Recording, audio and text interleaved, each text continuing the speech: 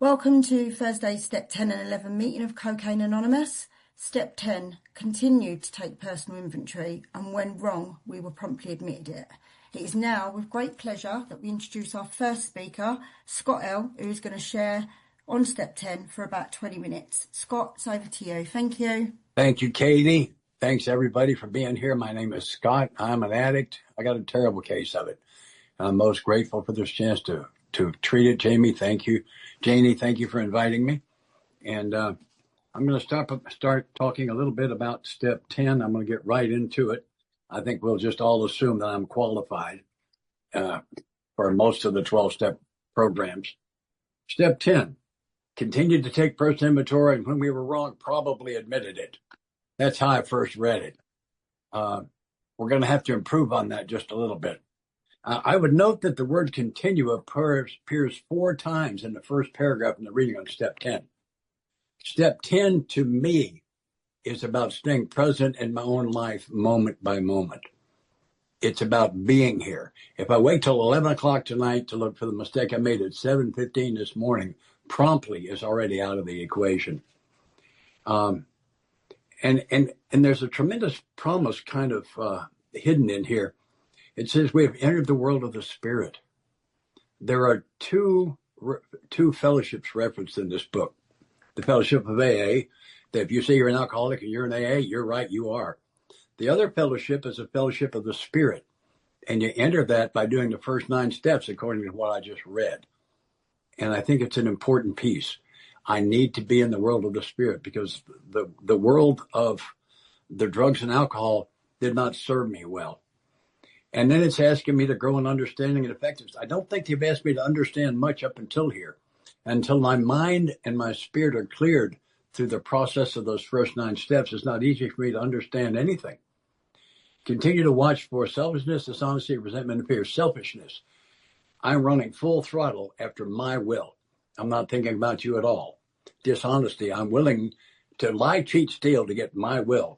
Resentment. I'm mad because I didn't get my will at some time in the past, or I'm not getting it right now. Fear. I have a deep concern I may not get my will at some time in the future. Did you hear the common denominator? It's all about that. I'm from Nashville. Y'all forgive me. I'm going to sing the Addict theme song. Me, me, me, me. That was it. That was it. So this is about getting away from that. And it does not say if these crop up. This is not an if question. It's a when question.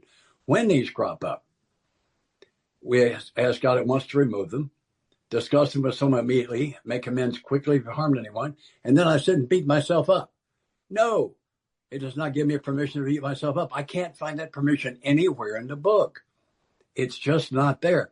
I'm going to tell a couple of stories, apparently. I was sitting by a stream some time back, just looking, and I saw a cloud. And it occurred to me, every drop of rain, that cloud's falling in God's will perfectly. There's no question about it. And so's that tree on the other side of the stream, so's the bird in the tree, so the little fish in the stream. Why can't I? If they can, why can't I? It was on me hard. Why can't I? I got my answer, and the answer is I am. I am convinced that God did not put me here to be perfect. If you think you're supposed to be perfect, good luck. You're going to need a lot of it. But if it's not my job to be perfect, well, it's my job. My job is to make mistakes. Well, they've sent the right guy. And all my life, they said, well, we learn from our mistakes. Really? If that's true, I'm not looking at anybody that's been arrested more than once. Good luck. No, people like me do not learn from our mistakes. We learn from living with the results of our mistakes. So here's the definition. A mistake, it's an invitation to a lesson. That's all it is. Because if I'd already learned the lesson, I would not have made the mistake. And I can't make a mistake so ugly that God can't turn it into wonderful. That's who I am. That's who he is. It is that simple. So here's the learning process as I understand it today. 1, make a mistake. 2, be notified I made a mistake. I don't always know. That's why I can't learn from my mistakes. I don't always know when I make them. 3, own the mistake. Oh, yeah, I did that, fellas. And if they only know half, I got to tell them the other half. 4, consult a spiritual advisor about how to 5, make the amend. Usually there's an amend to be made. 6, embrace the lesson. The lesson comes with making the amend, not with making the mistake. That's why step 9 is a freedom step. We're not punished by our sins, we're punished for them. And I let myself off the hook by making those amends. It's what frees me. So 6 is to embrace the lesson. 7, share the lesson. That's what really sets it for me. 8, when I share the lesson, I have to tell you I made a mistake. If I just share the lesson, I'm preaching and nobody wants to hear it. When I stand as a sinner beside a sinner, he can hear me. 9, make the next mistake. I've discovered God's will. I have no idea what his plan is. His will is for me to screw up. It's why I'm here. It's my mission. I have my own permission to make mistakes. We use the term progress quite a bit. I'll give you Scott's definition. Progress is making the same old mistake a little less often, or making a new and finer quality of mistake. Anything beyond that's perfection is not my assignment. So I have my own permission to make mistakes. And there's a huge freedom in that, but it's only half the freedom. The rest of the freedom is you have my permission to make mistakes. That means all the guys I sponsor, present company accepted, of course, all my family members, major politicians I like, major politicians I don't like, my husband-in-law. I see some puzzled looks. I'm from Tennessee. My husband-in-law is the guy that's currently married to my first wife. All right, that's a husband-in-law. All right, he got my permission to make mistakes. Those of you who get your driver's licenses out of cereal boxes, you have my permission. Because if I'm going to be upset by your behavior, I'm a prisoner of your behavior. I don't want to be a prisoner anymore. So half the freedom, I have my own permission to make mistakes. The other half is you have my permission to make mistakes. There's a phenomenal freedom that comes in that. Continuing on page 84 in the text, then we resolutely turn our thoughts to someone we can help. Love and tolerance of others is our code. Earl Hightower, if you don't know the name, get one of his talks. He led a retreat for us. He said, for the earthlings, it's just love. For us, love and tolerance. And I'm reminded when I first came to recovery, there was a guy in my home group, and I always refer to him as Edward, which is the right thing. It's what he said his name was. But everything he did irritated me. I didn't like the way Edward drank his coffee. I don't know what it was. And one day I was sitting in the meeting hating Edward, and it occurred, I heard my sponsor's voice in the back of my head saying, if you spot it, you got it. Edward's not leading the meeting. He wasn't chairing it. He was moderating. He spoke after everyone. He had a comment on their comment after everyone. I was sitting there hating that. And I realized, holy mackerel, I've done that. Not since then. And the next time Edward did something that rubbed my fur the wrong way, I checked myself, and I had it too. Edward became one of my greatest teachers. He had all of my character defects. Now, to be completely honest with you, he had them a lot worse than I did. Okay? A lot worse. That made it easier for me to see. But I learned so much from him. And one of the things I learned is I'm having to tolerate someone. I better take a look, because they may be sitting on a really important lesson for a guy like me. It's important stuff. I was told a long time ago that it's possible that everybody I meet today is doing the very best they can with what they got. And if they are, they're all ahead of me, because I'm not. I've been getting by on cute and clever and glib for a long time. I've never worked this thing to the best of my ability. I work it to the best of my willingness, and some days that's awful thin. Some days that's thin. I have no business judging. I discovered the source of all of my anger, by the way. Anger comes from, excuse me, I'm going too fast for myself. Anger comes from being sure I'm right. I've never been angry where I wasn't also sure I was right. And being right comes from having passed judgment. I have a judge to be right to be angry. That's why anger management doesn't work very well, because anger isn't the problem. It's a symptom. The problem, the core issue, is judgment. If I don't judge, I don't get right. If I don't get right, I don't get angry.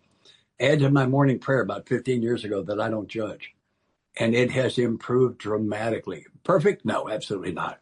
Dramatically improved. So important for me to get out of the judgment business. I'm sure that a lot of things I don't know about what God wants me to do. One thing I'm pretty sure of, he does not want me judging. And once I discovered it was the source of all of my anger, that became even more important to me. And since we cease fighting anything or anyone, even alcohol for by this time sanity will have returned. My third sponsor picked up the nickname. Actually, I gave him the nickname Rusty. At the end of his drinking, he was drinking mouthwash mixed with Kool-Aid. And he wet his pants so many times his zipper rusted shut. And we nicknamed him Rusty in honor of the zipper. And he loved his nickname. And I would bring you two pieces of wisdom from Rusty.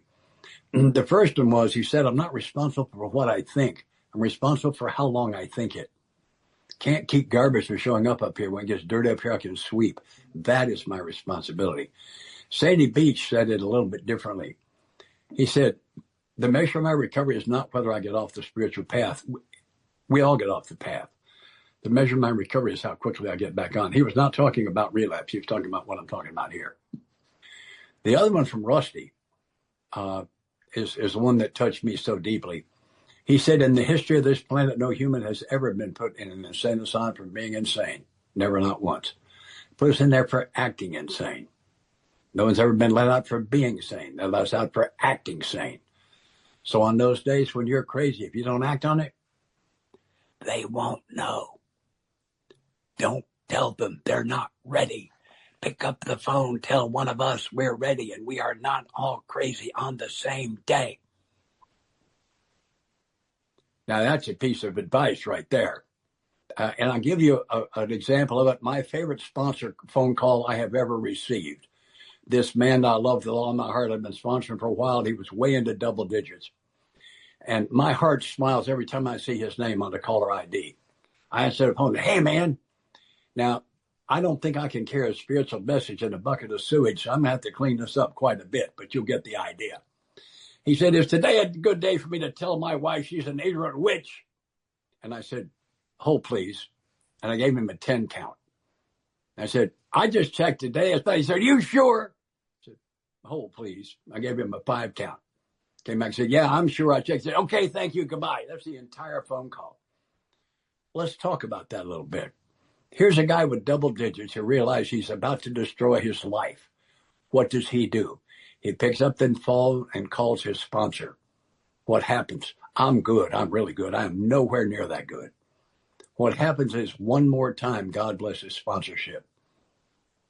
And I, with my limited knowledge, know to give him a 10 count and a 5 count.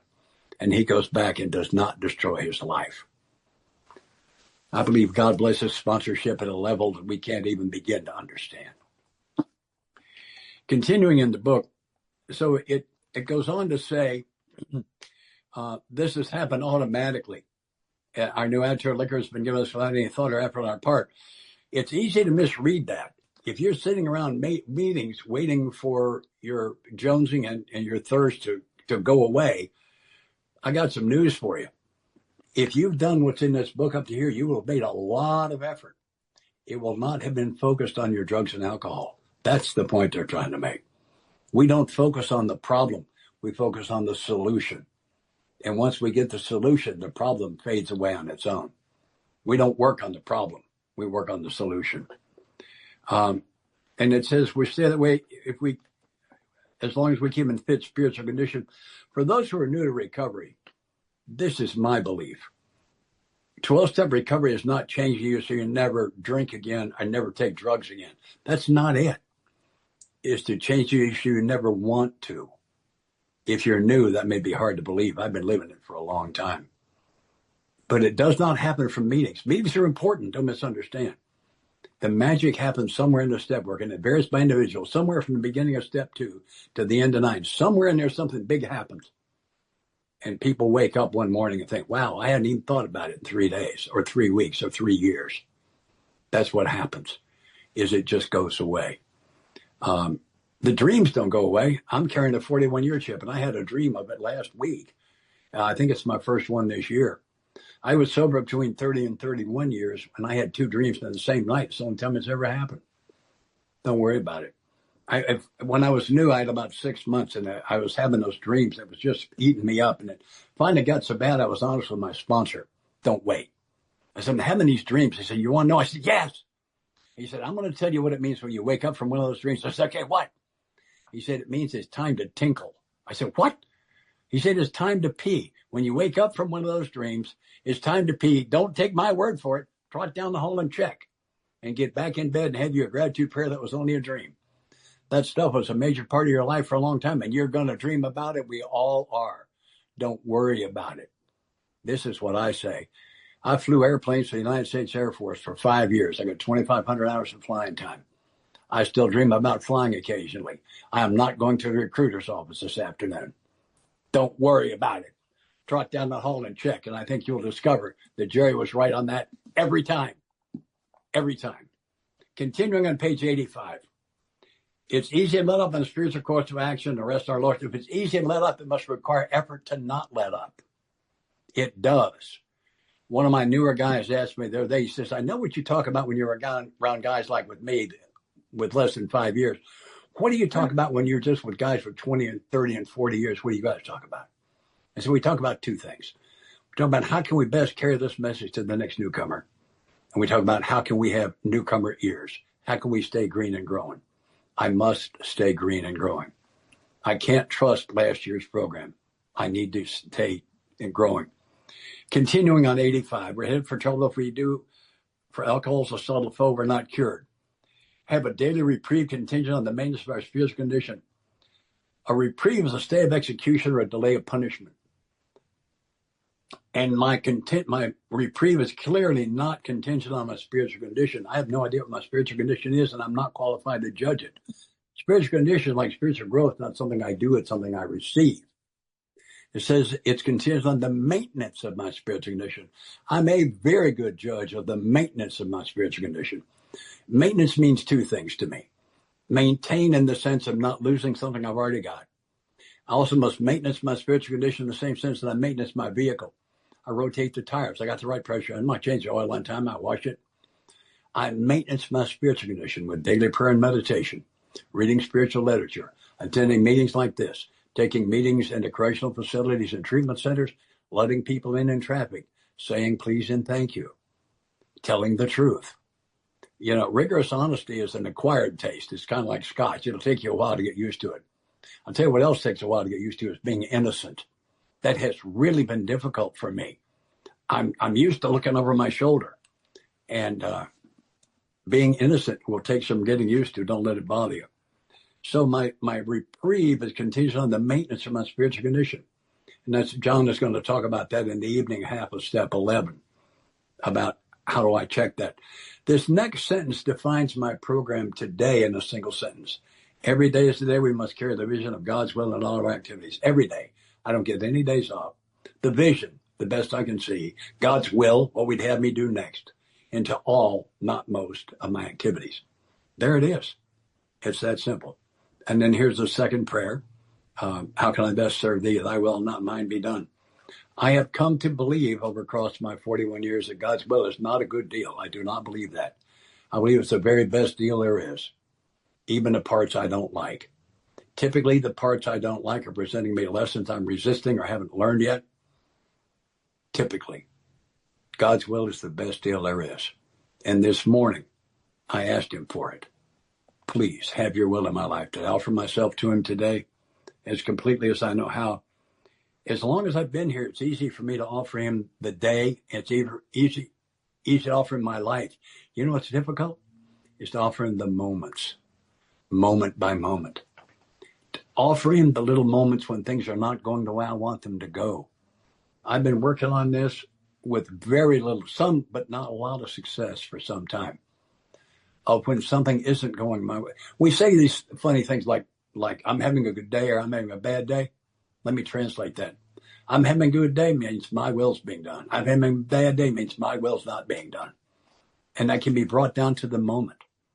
And when we're in the moments where my will is not being done, I think those are invitations to prayer. Thy will be done. Because God's will, his timing is perfect.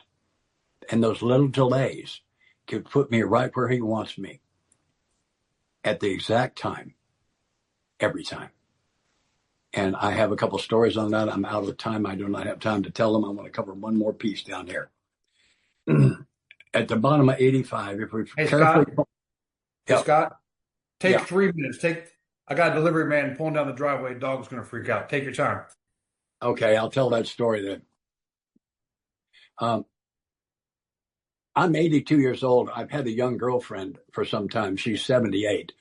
And my home group meets on Wednesday nights at 6. It's 2 blocks away. I want to leave home at 5:29. I got a plan.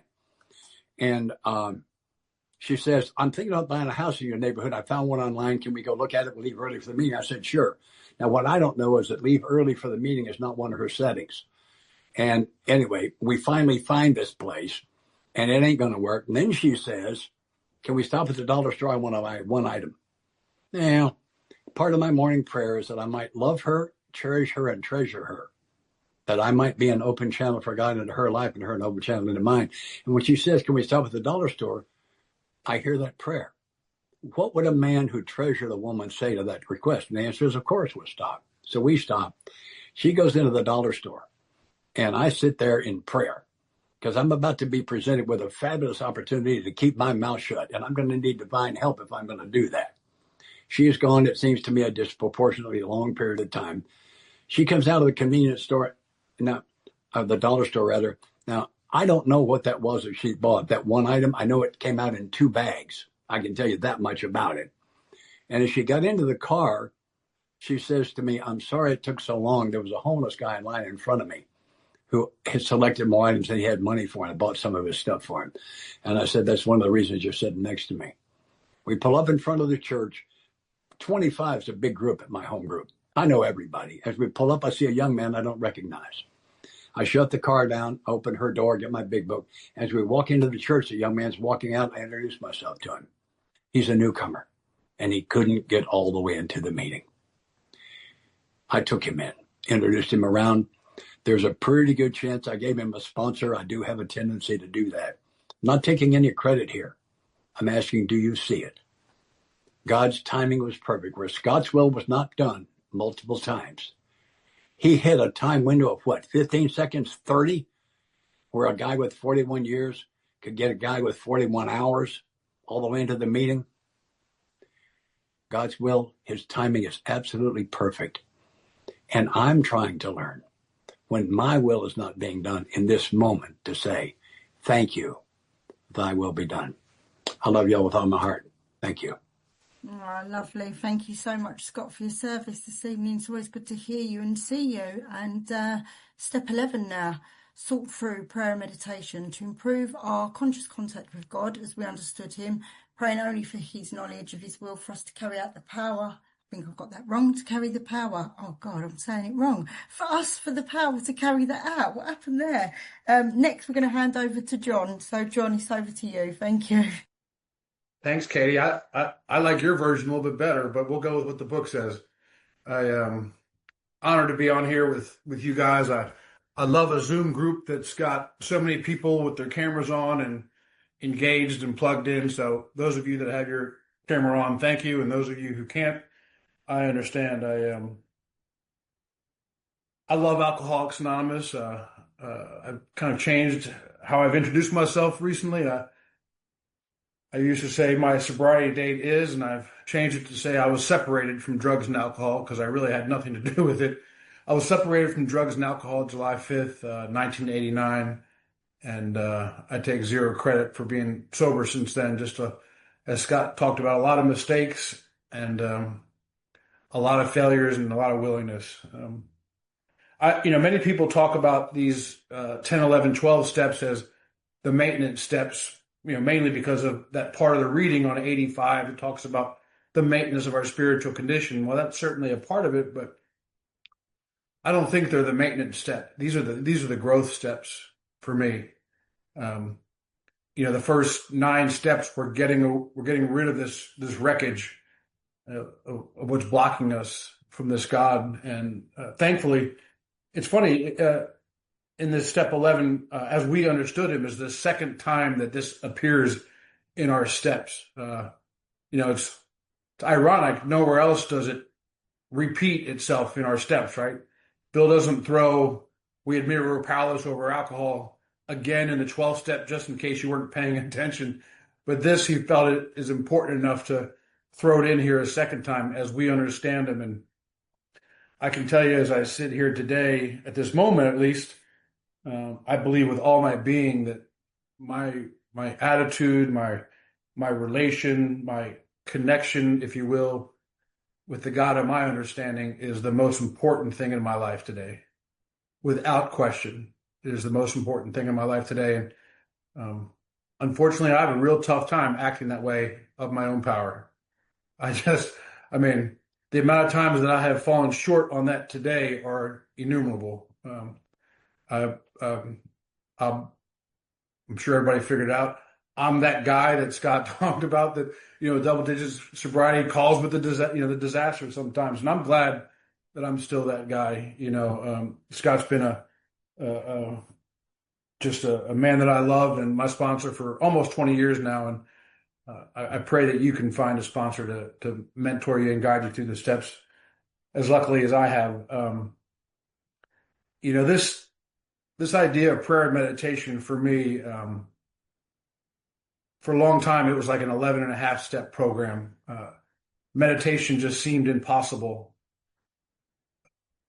Like a lot of things in my life, I would attempt them for the first time and not be very good at it. And just say, well, I'm not supposed to do this. And, this is difficult. I wasn't born an expert at this, so I'm not going to do it. And, a lot of that stems from my, I have a difficult time failing at things, trying things, and making mistakes. As Scott talked about, this recognition of it's really our job to make mistakes is a huge part of my recovery. But, so what my meditation would look like early in recovery, I would, these guys would tell me, you got to meditate, You're only working 11 of the steps or 11 and a half of the steps. And I'd say, okay, I'm going to do that. I'm going to meditate. I'm going to go home. I'm going to meditate. I'm going to be excellent at this. This is going to be great. I'm going to be, kind of like Buddha, and I'm going to sit cross-legged, and I'm going to be in this quiet room, maybe go out in the forest or something on a tree stump and wait till the sun's setting. And, this perfect scenario, here I am, and I'm, all right, I'm going to meditate for 30 minutes. That's what I'm going to do. And I sit down and I get quiet for a moment. And about 3 or 4 seconds in, I think, I'm kind of hungry. And then I think, that girl was kind of cute at the meeting. And I think, I really need a new car. And then I think, my boss is a real jerk. And then I go, well, I'm not very good at this meditation, so off I go. And I go home and forget about it, And I just think, well, that's for the spiritual people. That's for the guys like Scott, and what I was relieved of these old ideas,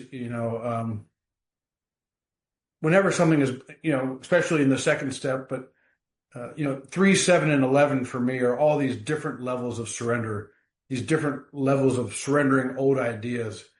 And that was one of them. Meditation is not this documentary that we see on Buddha, although that might be great stuff, or something that Gandhi has done, or any of the spiritual teachers that you like.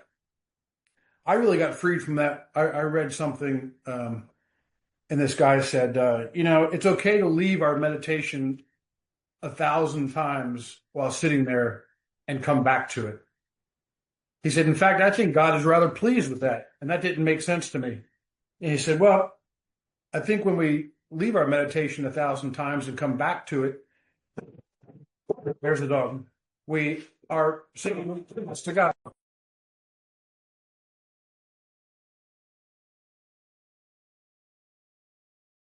He's not used to daylight saving, so he's thinking about lunch. His stomach's an hour ahead of us. But so when I get distracted by meditation 1,000 times and I come back and I say, yes, I'm seeking again, I think God smiles 1,000 times. And that made it okay for me to be really bad at it. And I believe that to be true. I have recently, about 6 years ago, I developed really terrible tinnitus in my left ear. It's ringing as we speak. It's rung every waking moment since Labor Day of 2019. And so a quiet meditation is very difficult for me. So I meditate in the shower. It's the only place running water I get distracted from that ringing. And that works for me. One of my favorite meditation is, and I encourage you to Google it or YouTube it, whatever you do. It's called the love meditation, something that Scott has passed on to a number of us, where just get quiet and send love to people who are either having difficulties or people that I'm having difficulty with, very similar to, our resentment prayer work that we do. I kind of combine the two, and it empowers me throughout the day. It reminds me what my job is. My job throughout the day is not to go conquer the world, to make as much money as I can, to acquire as much as, I've got these old ideas that that's what it's about, that I just need to get the next promotion. I need to get the next rank in the military. I just need to lose 7 more pounds. I need to get that new car, that bigger house, that new girl, whatever it is. And those are just old ideas that block me from this power, right? My connection to this power, as I said, is the most important thing in my life. And, so those things that Scott talked about in the 10 step, that practice is so important to me, that spot check inventory. And for those of you that were sleeping during Scott's talk, I'll briefly review. I know it happens a lot. There's 4 things that we continue to look for: selfishness, dishonesty, resentment, and fear, right? I mean, that theme is all throughout the book, right? And so when those 4 things happen, we do 4 things with them. We pray, we talk to somebody, we make an amends, and then what do? We look for somebody to help, right? That's always the theme of the book. And so that's that spot check inventory that will stop my immediate blockage. I mean, if you really go through these 9 steps, first 9 steps, just poorly, but really willingly. Poorly is a great way to do it, but just willingly and earnestly, you're going to get a connection to this God, to this power. I love and we agnostic. It tells you exactly where God's to be found, deep down in every man, woman, and child. I'm not saying he's not other places, but that connection, my conception is that I cannot be disconnected from that power. I cannot get outside of that realm of the spirit. I can feel like I am based on my behavior, and that spot check enables me to tap right back in.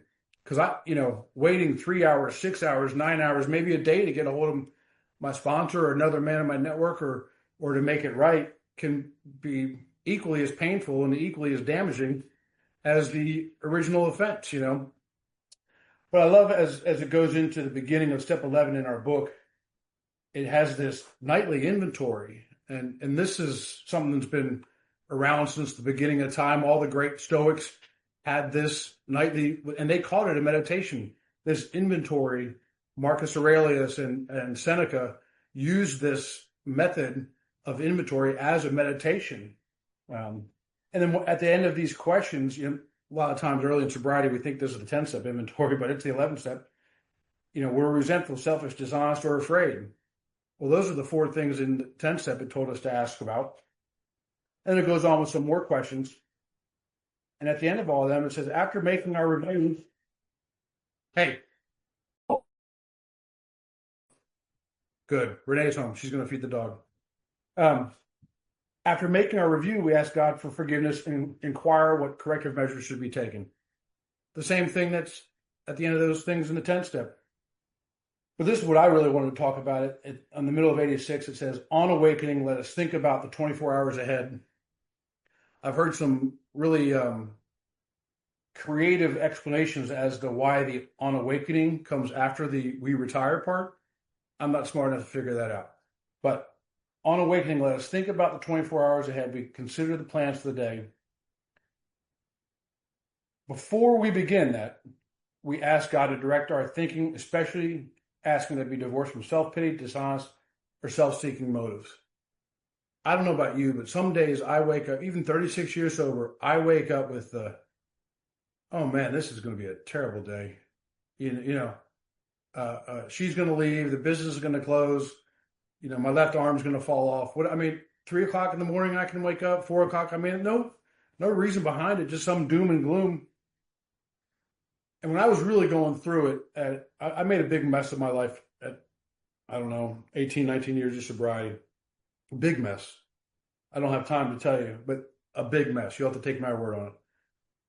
And if I did not do this right away, eyes open, roll over on my knees, asking God to direct my thinking, that it be divorced from self-pity, dishonesty, and self-seeking motives, I was in big trouble. Because by the time I wake up, if I say, well, I'm going to do it after I wake up, use the boys' room, and have coffee, in that 7 minutes, I can ruin my day, your day, my boss's day, without even, I can be so far in the hole I can't catch up. at the end of that part, that Scott read, it talks about in this way we ask God to discipline us, and the way that they're talking about is these previous 10 steps. I broke open the 12 and 12 today. I hadn't read the 11 step in there a long time, and this really, really caught me. There is a direct linkage among self-examination, 10 step, and obviously 4 step, meditation and prayer. Taken separately, these practices can bring much relief and benefit. Okay, I'll sign up for that. But when they are logically related and interwoven, the result is an unshakable foundation for life. That's what I need. I need this unshakable foundation for life. And I'll be bold enough to say what this unshakable foundation for life is this connection to the God of our misunderstanding. I do my best to say it out loud just to remind myself, we never fully understand that was God, right? I think that's one of the best caveats in we agnostics. But it even gets better than that. It says, but when they're logically related and interwoven, that just means used together, the result is an unshakable foundation for life. And then here comes the really good dope. Now and then, we may be granted a glimpse of that ultimate reality, which is God's kingdom. Holy, if Scott wasn't here, I would say it. Holy mackerel. You mean I get to experience a little bit of God's kingdom here on earth while I'm walking around? Yeah, you do. But only if the things that are blocking me from God are clear. That's what all of these 12 steps are designed to do. Each one is like a piece of the stained glass window that removes that different piece of the puzzle that's blocking us from this power. In the first step, it's obviously we're being slave to something else, drugs, alcohol. In the second step, it's our old ideas about God, this concept that doesn't work. I cannot turn my will and my life over in the third step to even a God I don't understand if I've got some old ideas that are blocking me. If God's keeping score, I'm not turning my will and my life over. Right? Why would I do that? Are you going to enter into a basketball game with Michael Jordan down by 25 points? No, because that's when I got to AA, that was in my mind, that was how my spiritual scorecard read. God, 1,000 points. John, minus 25 million. I can never get even. But what I found in Alcoholics Anonymous is that God is not keeping score. In fact, I think it's evidence that we're all here that God's not keeping score, right? If I got what I deserved, I wouldn't be sitting here. And the third step, what's blocking me, is this idea of what this relationship looks like. My early version of the third step is, God, you handle the alcohol and the drugs. I'll handle the money and the women. It seemed to be a good allocation of responsibilities. And I'm really afraid to turn it all in the third step, because if I do that, I won't get what I want. Because my old idea there is if I get what I want, I'll be happy. And the big joke is that happiness, I didn't know this for many years, but the happiness isn't the goal. Happiness is a byproduct of living a good life that comes, but it's also circumstantial. Peace is the goal. Peace is what I'm after. When the stuff hits the fan, I want to be at peace. I want to be at what this talked about in the 12 and 12, this unshakable foundation.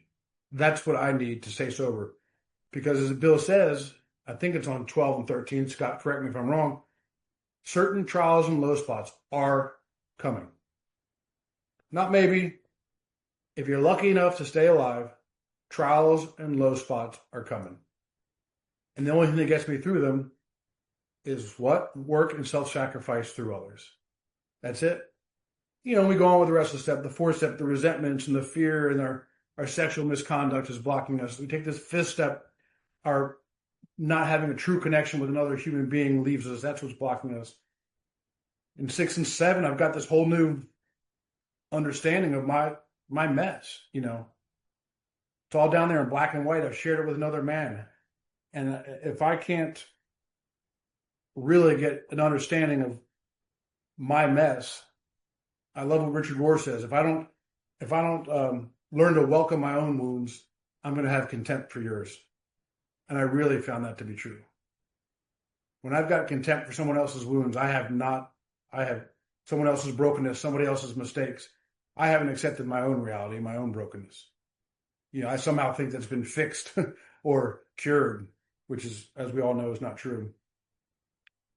The new guys get afraid of 8 and 9. 8 and 9, as my wife says, are the payday steps. That's Alcoholics Anonymous payday. Doesn't seem like it because we're giving people their money, but it's not the case.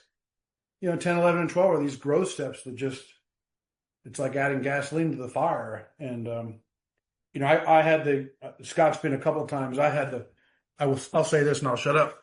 I had the great honor to go to Russia with my friend Joe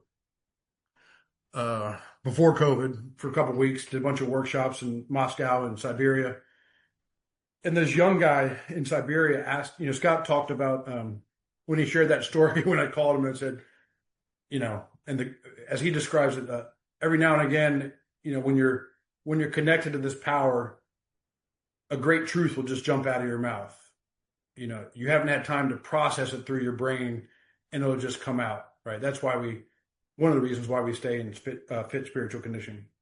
And I had that opportunity, and it's happened to you guys too. I know sponsoring, the guys and gals that you sponsor, every now and again, they'll ask you something you don't, and the answer just comes out of your mouth. You're like, damn, where'd that come from, right? It wasn't from you. It was from God, from this work, from this power, from the program. And so this guy, we're in Siberia, and this guy says, I talk real fast. Joe talks real fast. He's an ex-New Yorker. The interpreter's had a tough time. And this young guy says, give me just one word or two words of like, what's the key to staying sober so long? And the answer for me, the answer just came out, and it was remain a seeker, right? In treatment, they'll tell you to stick with the winners. I don't know about that. I mean, there's days where you might look at my life and be like, man, that guy's not on the winning side. You catch me at the wrong moment. But if I remain a seeker, I've got a really darn good shot. And seekers stay in service. Scott, I haven't told you yet, but that's the next name for a retreat that I'm going to start called Seekers and Servants. I don't know. As Scott talked about, mistakes are inevitable, but I don't know many guys that are seeking that go back to the old way of life. I just don't see it. So Scott, I've let you 7 seconds of my time. I love you, and you use it the best you can.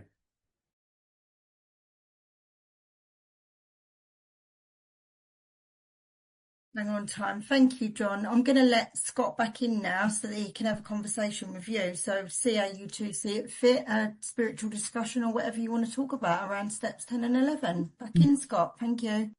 John, I'm so proud of you. What a magnificent job you did. I sit at your feet. I would share a couple of things. I have always heard people referring to 10, 11, and 12 like it's one piece. And when I take someone through the steps, when they finish 9, they get as far as we can get them, I ask them to take a 2-week focus on step 10. I want them to read those 2 pages twice a week for 2 weeks. If they chair a meeting, topic is step 10. If they're in a meeting, they call for a topic from the floor, ask for 10. You don't do it more than one time at the same place. Pick out 5 people whose program you respect and ask them to talk to you about 10. It can't be somebody I sponsor. And then after those 2 weeks, I will do a review on those steps. I do the same thing with 11 and 12 to really put focus on them. And in the reading on step 11, it says we pause when agitated. It actually says we pause when agitated or doubtful. But I'm an alcoholic. I'm not right very often, but I'm never in doubt. And I think God is waiting patiently for me in the pause. And when I pause, God, I've judged again because I'm angry. Please take away this anger and judgment and grant me sadness and love. Anger and love never travel together. They can't. Sadness and love travel well together. When I go back into a situation with sadness and love, it works out well. I come back and say, I have a great sadness. I'm deeply concerned. It opens my heart and theirs. It keeps us from doing this. And I think it's an important piece. One of the first guys I sponsored said his disease got up 30 minutes before he did every morning. Did some jumping jacks and some push-ups that perched on the headboard and waited. He opened his eyes, already jumped on him. And he woke up with untreated alcoholism and drug addiction every morning. Need his medicine now. It says on awakening. It does not say after shower and shave, 2 ovaries in bacon, a half a pot of coffee, reading the front page in a fight with her. It says on awakening, because that's what it means, because I need my medicine right now. And I think many of us deal with the alcoholic and addict's great dilemma. John touched on it. What if I turn it over to God and he does a lousy job with it? I no longer think that's a possibility. I think God's will is the best deal there is. I didn't come here thinking that. Some very nice, very well-meaning religious people have been trying to scare me into being a better guy for a long time, and I don't scare. And what they did was they introduced me to a God I was afraid of. And I think it's a gross disservice. And it's a lot of our newcomers show up with a God I wouldn't want to meet in a dark alley. That has to change, or you can't do steps 3. Well, a number of the steps, but particularly 3 and 7, cannot be done with a God you're afraid of. It's just not possible. John? Thank you, Scott. Yeah, I was hoping you were going to talk some more on the love meditation. I'll give you guys a brief. If you want to, please go ahead. You want to do that, Scott? I led my first men's retreat in 1989, and we were sitting in this little cabin talking about a woman in our home group who'd come out of a coma. She said while she was in a coma, she could feel the love and prayers being sent to her. The love meditation came from that. It's a mental image is that love as a column comes down through the top of my head, out my nose, my mouth, and my chest. And I send it to the places I'm going today, so there'll be some love there. I send it to people who are in need of healing or of a passage, gentle passage to the other side. I don't tell God to heal them. God does not need my instructions. God's very hard to train. You may have noticed that. And I send it to major politicians I like and major politicians I don't like. I send it to a lot of individuals. I send it to all the men I sponsor. I send love. I sent love to all of you this morning around First Light. I send love to all the places I'm going today. And it has served me well. Thank you, John. Go ahead. How much time do we have? Oh, 5 minutes. Good. I'm going to use it. I do the same thing with a little bit different twist to it. As Scott envisions this light, this beam of light and love coming through the top of his head and then sends it out to other people. I do that very similar, but I like to envision my connection to God as an umbilical cord, and I'll tell you why. Lily's probably tired of hearing this story, so forgive me, Lily. But when my wife was having our second child, we were in the delivery room, and you guys know what that looks like. You know, stickers and cords, everything attached to the stomach, and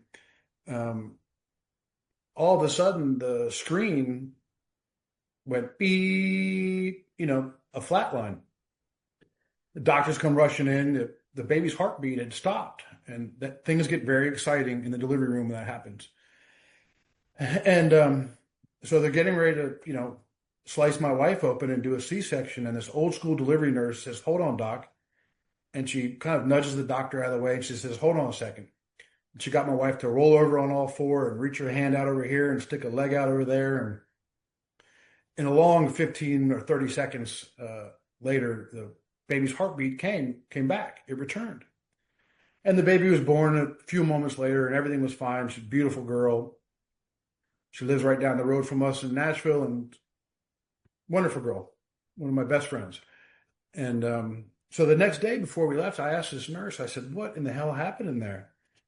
And she said, "Well, sometimes right before the baby comes out, they get so scared, they squeeze their own umbilical cord so hard, they stop their own heartbeat."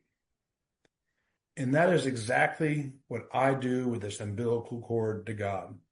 I can't be separated from that power, but I can squeeze myself off from that power so easy. And that's when Scott talked about that pause, that God shows up in that pause. And that's what that pause is for me, where I'm releasing my grip from that umbilical cord, stopping that power flow. That I don't think that God's love or God's power ever leaves 100 on the meter. It's not like, "Oh, well, you screwed up today, so we're going to turn down it to 72, or 50, because you messed up."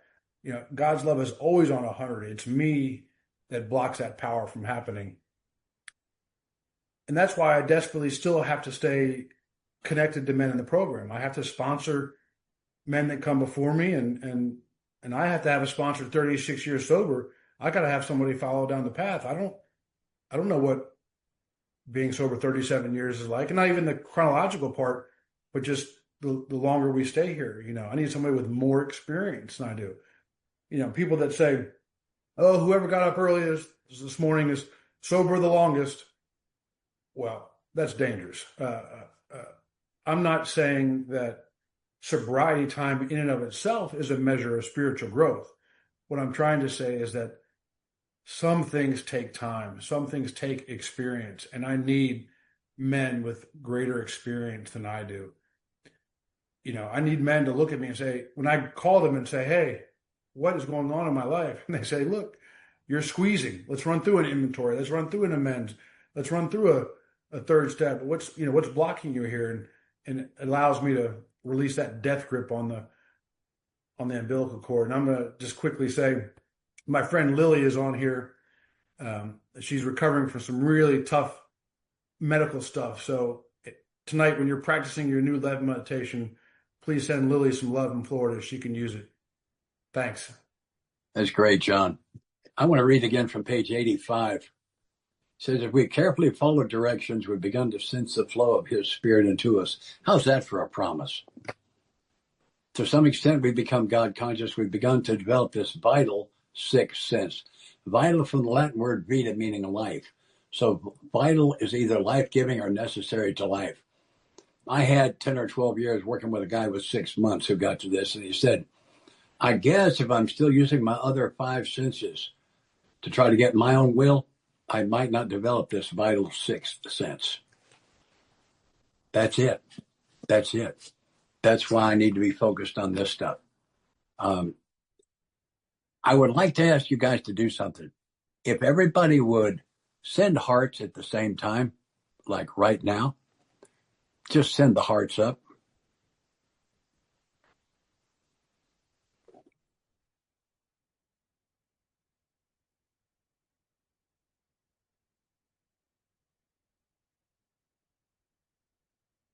Isn't that fun? Scott, is that your Zoom version of Bubbles? Yeah, that's the best I can do. Us on short notice, and we're on a tight budget. Katie, thank you so much. And again, thanks for asking us. We're grateful. It's been a great experience for me. Thank you, Scott, and thank you, John, and sending lots of love to Lily. So it's now the Q&A part of the meeting where you can come in and ask the speakers questions relating to steps 10 and 11 or what you've heard this evening. Please be mindful that we keep to questions only. We'll also put a digital timer up for 2 minutes. And this is to give everyone as much opportunity to ask the question. Please raise your digital hand and I'll call you in order. If you have drunk or used today, then please refrain from asking a question. However, if you do have a question or you need to talk, then please stay after the meeting and someone will be more than happy to listen and support you. So we are now going to open the room for questions. And I can see the beautiful Rach is up first. Come on in, Rach. Katie, hello Janie and Hannah, thank you so much for your service, everyone who makes this meeting possible.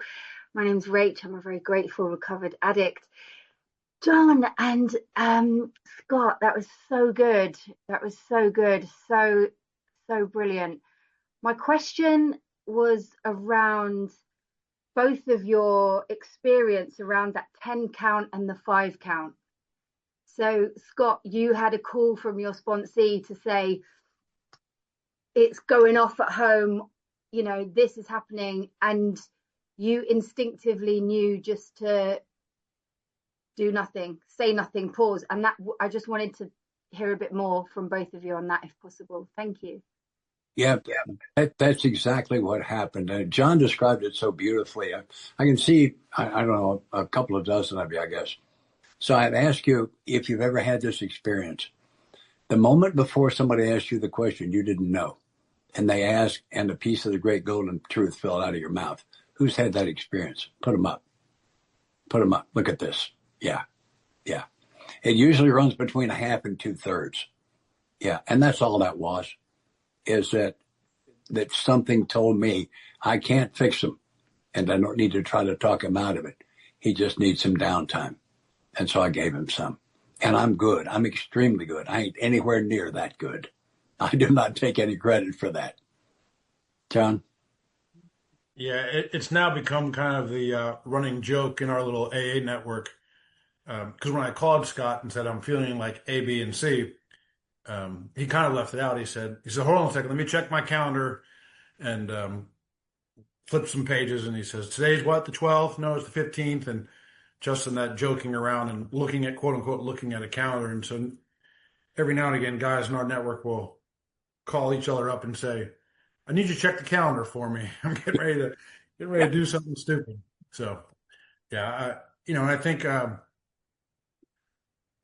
sometimes we get embarrassed to say yes, that's happened to us, but really what's happened is the brain is just turned off enough where our true self, if you will, is able to answer the question.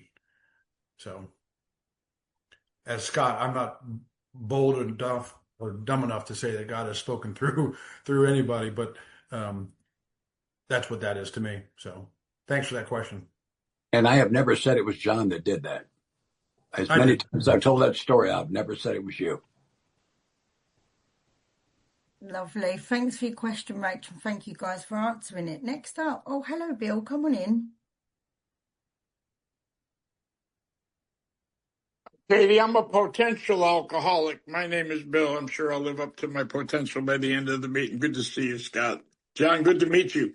What great shares. So the question is, Scott, would it be safe to assume if I do not sense the flow of God's Spirit into me, I have not carefully followed directions? That's question number one.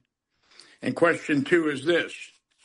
Leading into the 11th step on awakening, the third line is actually the first instruction, is it not? My short-term memory is dropping rather quickly. Okay. First one was about the first line says on awakening, we think about we consider our plans for the day, but here's what it says in the third statement. Before we begin. I always thought it meant before I began my day. I think it means before I even began thinking about or considering, I asked God to direct my thinking. Would that be safe to assume? I don't think it's a bad plan at all. Not bad plan at all. What was that first thing you asked about? Oh, about feeling it. One of the great lessons I got was I cannot allow how I feel to affect what I do. The day before I got to recovery, how I feel is the most important thing in my life, and I chased it all the way into detox. Today, this day, November 6, 2025, what I feel is the single least important thing in my life, because I cannot allow how I feel to affect what I do. How I feel put me in detox. What I do keeps me in recovery. I have to hold the focus on what I need to do, not what I feel. I prefer to feel good. Don't misunderstand. But I can't trust my feelings. Thank you, Bill. It's good to see you, buddy. Did you want to answer, John, or was it just to Scott?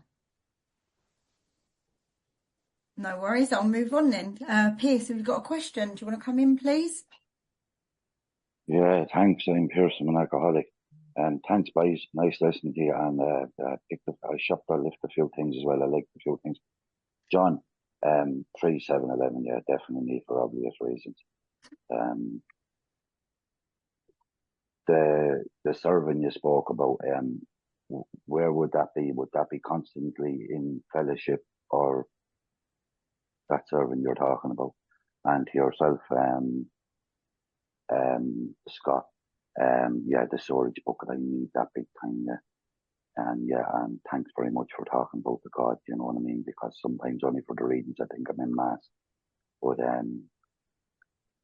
the question to you, Scott, is knowing that this is a program for living sober, and you said the problems will go away, the solution. But as about 38% went back out drinking at the first 100, or maybe more, you know, because they didn't treat what they suffered from. You know what I mean? That problem today, as Bill was childhood rejection, where would we stand with that problem going away today? Because we have this thing hanging around called relapse. So where would you start? Will that just vanish as well? If you don't mind me asking you, because I concentrate on that part. That's the part they concentrate on. Mm-hmm. Go ahead, John. We learn from our history. Thanks. Yeah. Scott, go ahead. I had a tough time hearing it. Go ahead. On page 164 describes that other fellowship I talked about. Abandon yourself to God as you understand God. Admit your faults to him and to your fellows. Clear away the wreckage of your past. Give freely of what you find to join us. We shall be with you in the fellowship of the Spirit.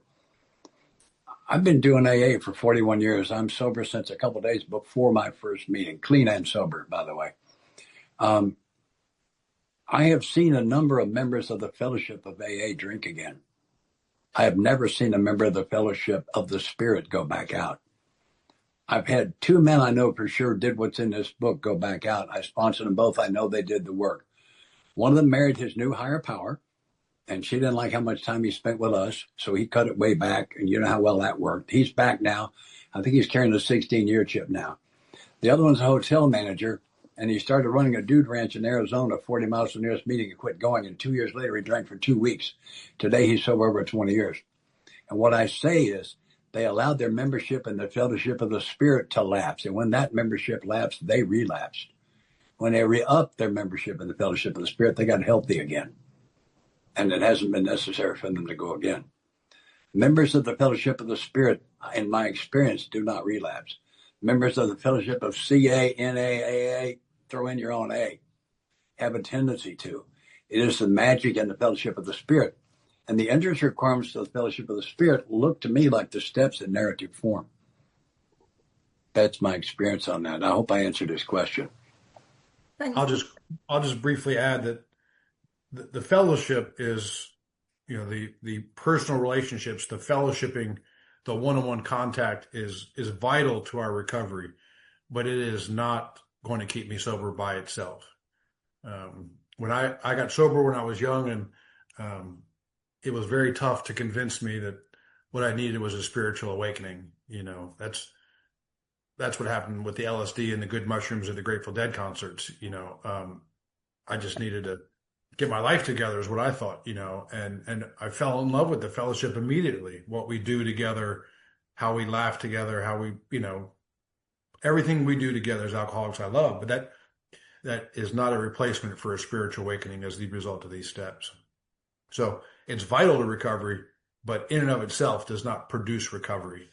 And one of the things that as a sponsor, that I am charged with doing is not doing my best, I should say, not allowing a man to settle for some relief, try to get him all the way through the steps and get to recovery, because I'm a slow learner, I'll hit a bottom, I'll change some things, I'll do some things differently, I'll get some good results, and then I'll slow down on what I'm doing, right? I mean, how many times have people in this Zoom room worked with a man or a woman, see them get to some relief, and then just kind of fade off,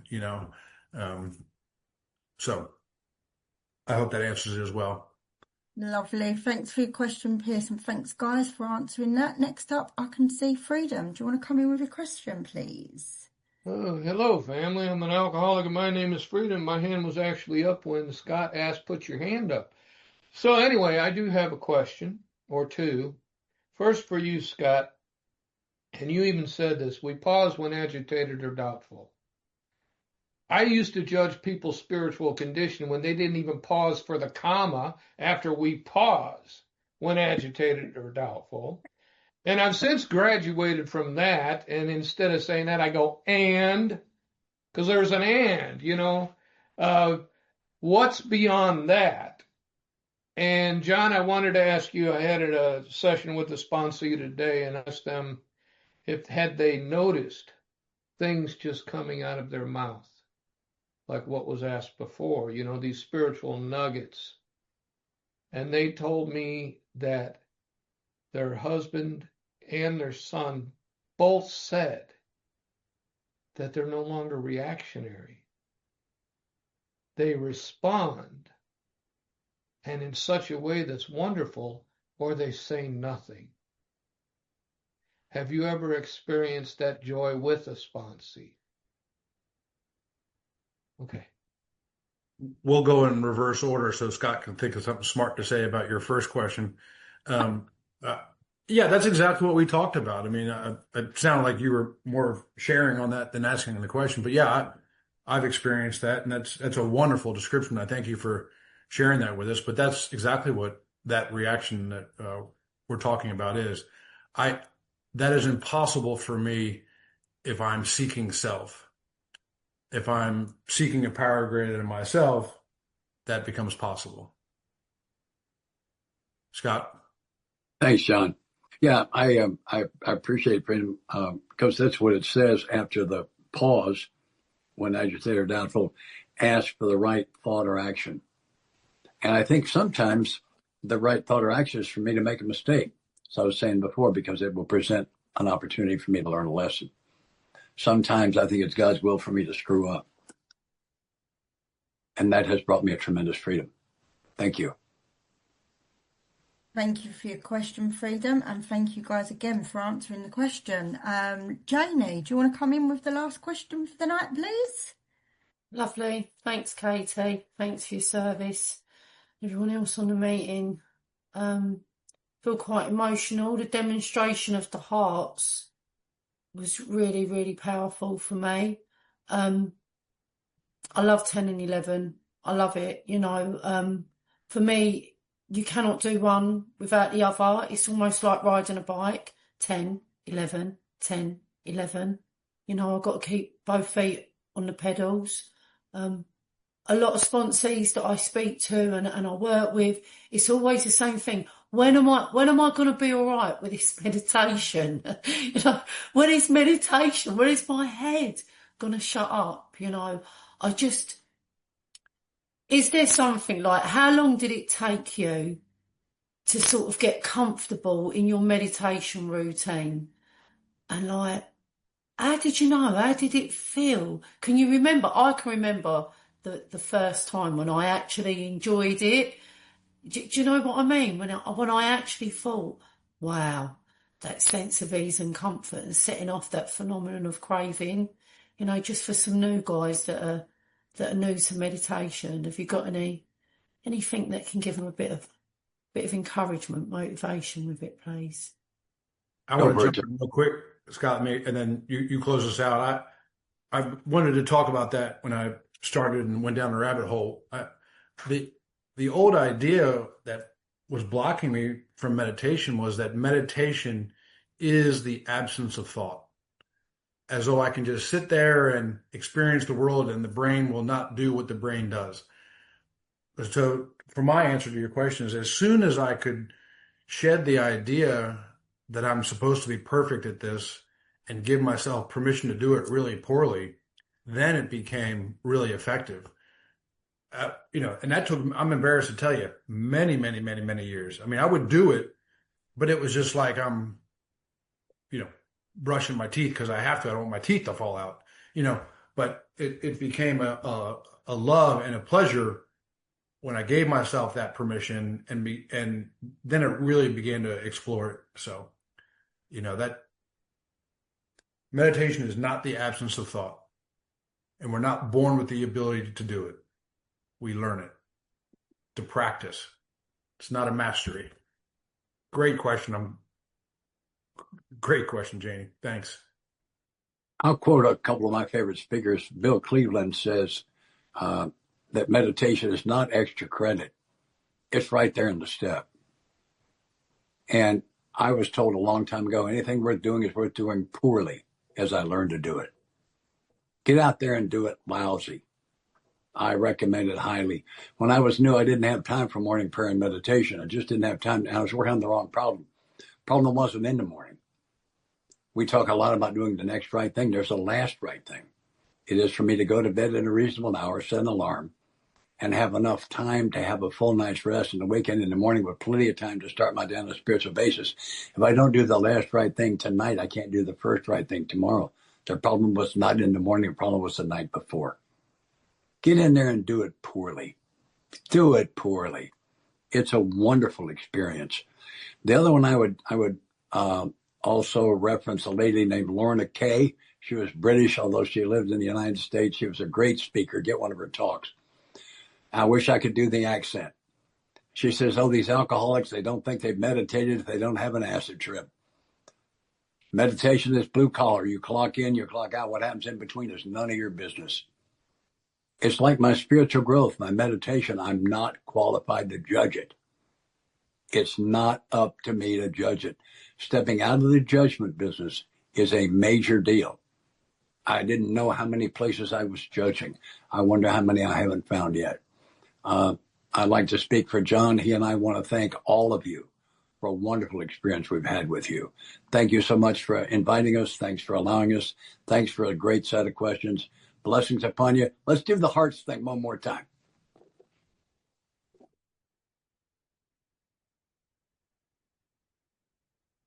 Is that not great?